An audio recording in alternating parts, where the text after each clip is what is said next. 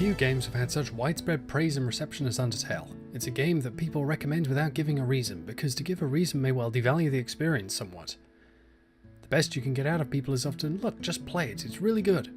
For those of you who have not played it, I would be remiss if I did not strongly recommend against watching this video, as it will contain spoilers. Right, now that that's out of the way, let's get to the deconstruction. Undertale's battle system, the focal point of its mechanics, is an undeniable part of what makes it work as a game.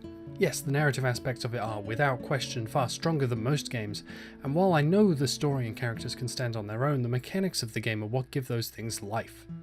This is because Undertale does a fantastic job of including the player in the drama and the action. The opening scene with Flowey is a perfect example. Nothing you do in that sequence has any lasting effect outside the scene, but the fact that you can interact with him, choose to avoid his attacks or let them hit you, and the fact that he reacts gives you the sense that the game itself has agency, that it's a living being in its own right, as though Undertale the game has a soul of its own. But plenty of games do this, right? I mean, you get to make choices in most RPGs, don't you? Well, yes, but not in the same way. In most RPGs, the choices you make are pretty much exclusively in dialogue. They say something, you get a few options, you pick one, they say something else. I mean, it does work, but in a limited way. The problem is that it usually feels like you're taking a multiple choice test. It's not exactly compelling. But Undertale knows this. There are no mechanically meaningful dialogue options in the game. None at all. All of them are completely superficial and have no consequence or effect on the game. That said, it is very important to note that these options are still emotionally meaningful.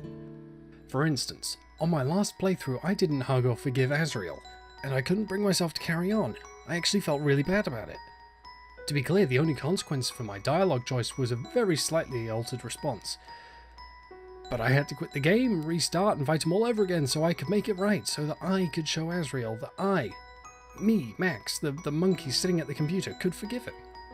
No game has ever made me do something like that for such, mechanically speaking, frivolous reasons. And when you as a player do something so mechanically irrelevant like this, it's proof that you have made an emotional bond with the game and its characters. But I digress. The dialogue options in Undertale have no real meaning within the context of the mechanics.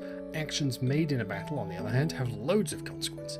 Fundamentally, the most important choice you are faced with whenever you enter a battle with a monster is whether or not to kill them or to spare them. Your response to this mechanical conundrum dictates the path the story takes. And, more specifically, if you kill any of the monsters, the rest will react accordingly.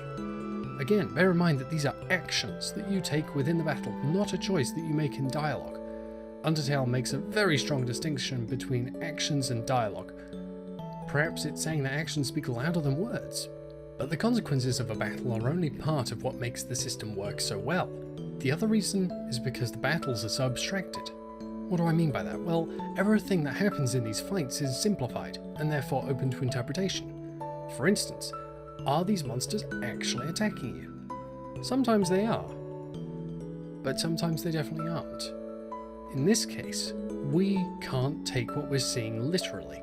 The context of these little bullet hell sequences has a huge effect on how we interpret the situation, and the meaning of the mechanics surrounding them. The common understanding of HP is that it stands for hit points, and represents the amount of damage you can take before dying or getting knocked unconscious. It is an abstraction of the person's health in general. It's such a ubiquitous abstraction that no one bats an eye at its inclusion. But here, when you're dodging musical notes, does it really mean health? Given that the game refers to LV as love, not level as it normally would be in most games, a far more likely interpretation is that HP stands for hope. Hope being a mechanical counterpart to determination, the narrative representation of the player's desire to persevere. When you lose hope, you give up. If you stay determined, you won't lose hope. One of the reasons that Undertale has had such far-reaching popularity is because it's a very mechanically accessible game. It's very forgiving. It's not especially hard, though some parts of it certainly make me feel like I'm playing Dark Souls again. Oh boy. But, by and large, you have to look for challenge, or invent it for yourself.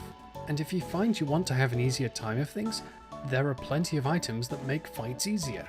Healing items are plentiful, and any dog enemies can quickly be spared using the starting weapon as stick. And the combat rounds are relatively short, just 10 seconds or so. This means that there are plenty of opportunities to use your items. Also, the controls are very responsive, and players intuitively know to avoid objects, especially after Flowey's shenanigans. it's really easy for new players to get into the game. And the first bosses don't pose much of a threat either. Toriel will actively avoid trying to kill you, and Papyrus is the only monster in the game who actually will not be able to kill you at all. If you're about to die, he just captures you. Mechanically, this might as well be death, but it doesn't feel like losing, it's too entertaining. And if you lose to him too many times, he just won't bother fighting you at all. The last two bosses save your progress between deaths, so they aren't anywhere near as hard as they feel. Though they do feel really hard. The primary goal of the random encounters and even the boss fights is not to challenge the player, it's to help the player get to know the monsters. It's mechanical characterization. Assuming you aren't killing them on sight, you're likely talking to them. Your options in talking to them and their responses, both what they say and how their attack patterns change, tell you a lot about them and their personality. And this only works because each monster has unique attacks, and because everything is so open to interpretation. Bosses are unique on another level. Many of them will change the mechanics that you are used to in some way. In part, this makes you feel helpless as they control the situation. You have to readjust to how the battle works. Almost all of these bosses in the game have mechanical quirks. Papyrus and Sans use blue attacks to make the bullet hell more of a platformer, Undyne turns you green and almost makes her fights feel like rhythm games, and Metaton/Alfie's fights are more like shmups. Not only is the variety good for shaking up the mechanics and making the battles feel fresh, they also serve to reinforce that these characters are unique. Undyne is probably the best example here because her mechanical quirk demonstrates her personality. Undertale does a lot right with its battle system.